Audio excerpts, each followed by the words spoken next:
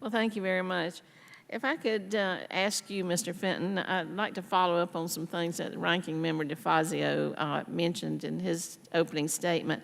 Last week, when FEMA issued its 2018 to 2022 strategic plan, there was no mention of climate change. It just failed to mention it altogether.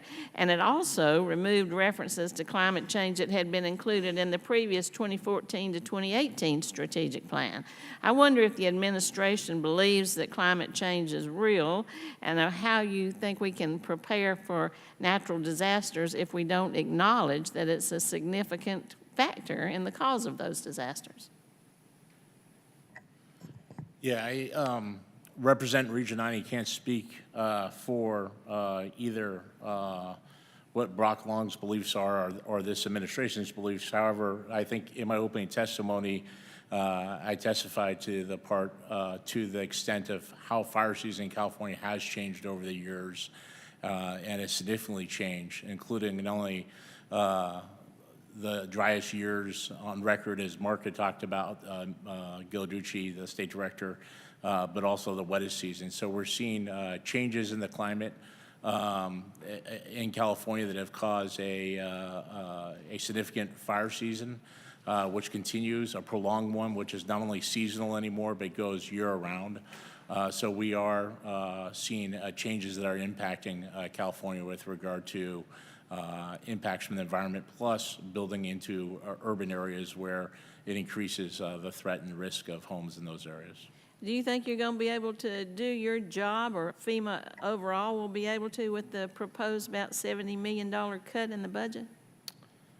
Well, I understand that in building a budget, there have to be priorities in building a budget, and you know, the administration's made its decision on those priorities and where to take those cuts.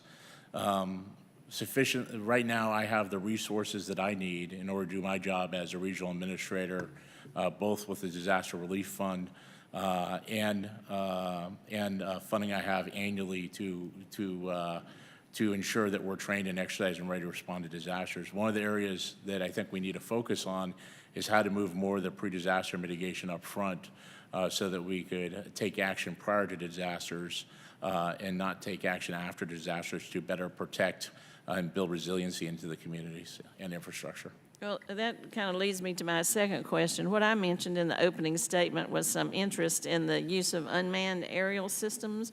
I wonder if you could comment on any barriers that exist with FEMA's budget, or making the acquisition or use of those eligible for grant money, anything we can do to facilitate that.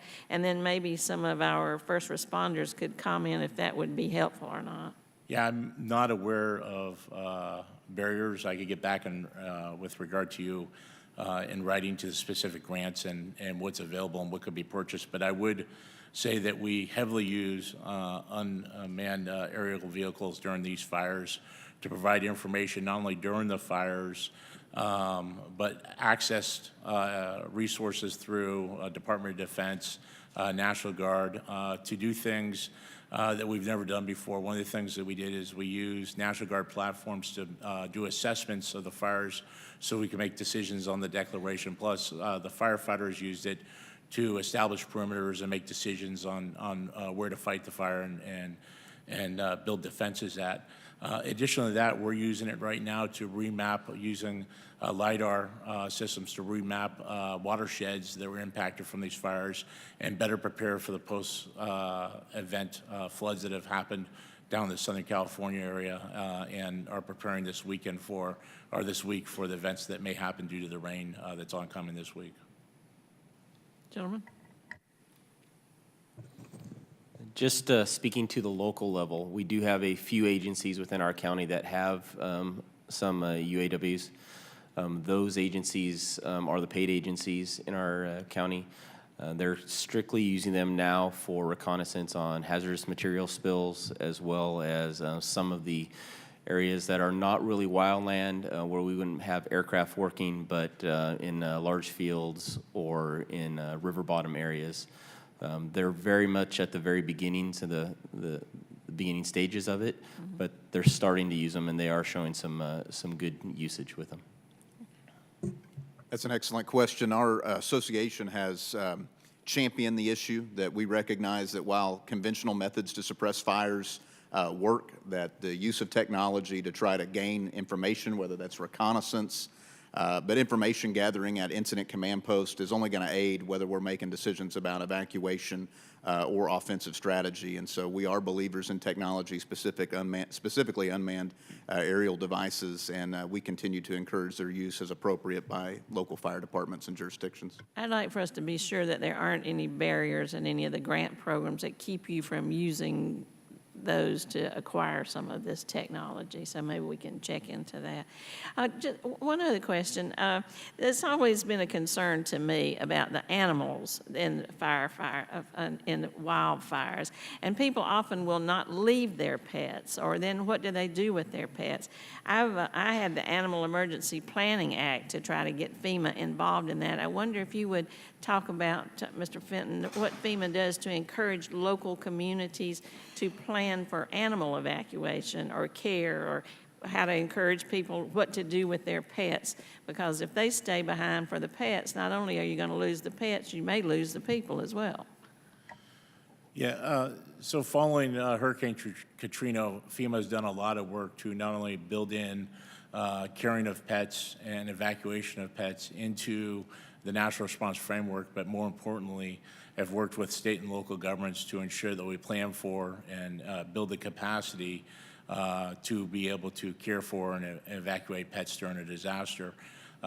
California has done a remarkable job on it. I'm sure that Director Gilligiucci can talk to some of the things they did in this disaster, from not only where we both went and saw firsthand where firefighters came to protect pets down in Southern California at a zoo facility, to opening up some of their local fairgrounds to receive pets during fires so that they could go ahead and care for them, and having that process set up beforehand so that people can move them to those locations where they'd be safe.